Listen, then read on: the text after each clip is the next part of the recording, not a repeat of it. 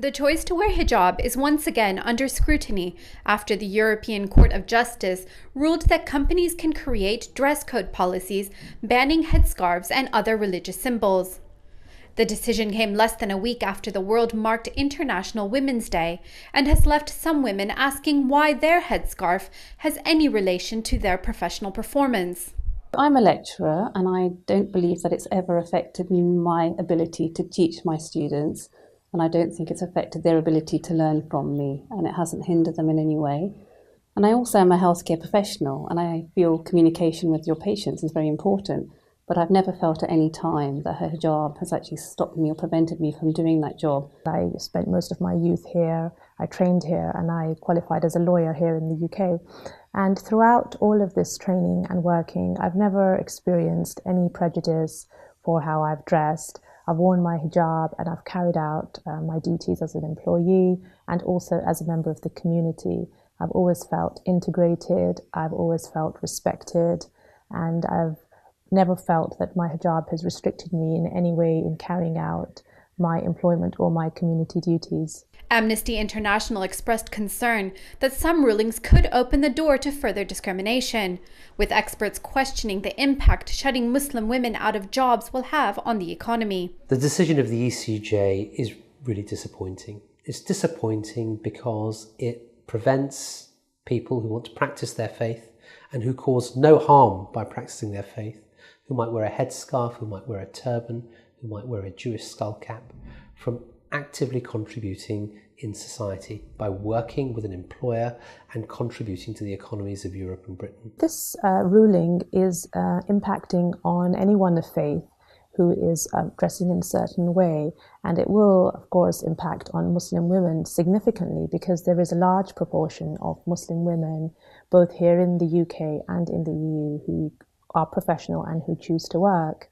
And a ruling such as this could potentially not only deprive nations of very loyal and hardworking workforces, but also economically detriment the women themselves, having to perhaps leave their employers. The headscarf is worn by millions of women worldwide, based on the teachings of Islam's holiest text, the Holy Quran. The teachings of the Holy Quran first address the men and say to them, and they are the primary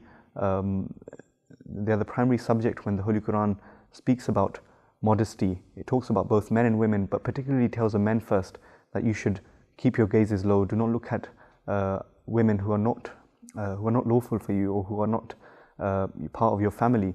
It says keep your gazes low.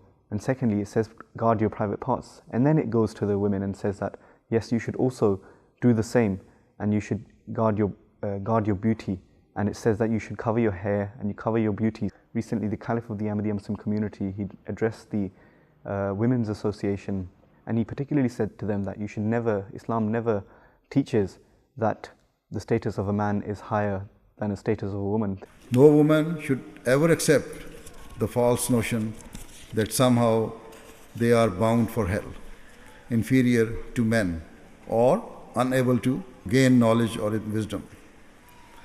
Let it be crystal clear that in no respect is a woman's status less than that of a man.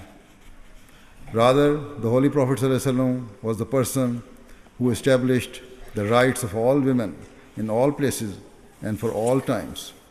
How could it ever be that, on the one hand, the Holy Prophet ﷺ proclaimed that paradise lay under the feet of one's mother, and that half of Islamic faith could be learned from Aisha, and yet, on the other hand, state that, God forbid, women were hell-bound.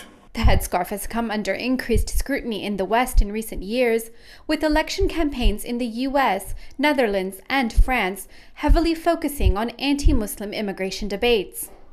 However, UK Prime Minister Theresa May reacted to the EU's decision by saying governments should not tell women what they can and cannot wear. I was very pleased to hear Theresa May actually reiterating what she said earlier last month about Muslim women having the right to wear whatever they wish to work. Obviously, everyone respects the place of work, and a hijab does not hinder that in any way, and she's reiterated that. So that's and it's something that governments shouldn't get involved in, as she's quite rightly said. Here in the UK, we live in a diverse, multicultural society, and employers are, by and large, very respectful of the workforce. And in my own personal experience, I've always felt this, and I think this is testament to the British values. Despite the hopeful response to Ms. May's remarks, Nasra Rahman, the president of an organization made up of over 10,000 Muslim women in the UK, warns of the slippery slope effect of the court's ruling. This is taking women backwards towards oppression rather than letting women be free, liberated. If such laws are passed, then this can lead to other laws being passed about how and how not you can practice your faith. And if that is the case, then it'll become a police state. The whole of Europe, instead of being a place seen as allowing people to practice their faith, they will be told who can practice, how they can practice, and that is a dangerous state to be in. Tahmina Luqman, MTA News.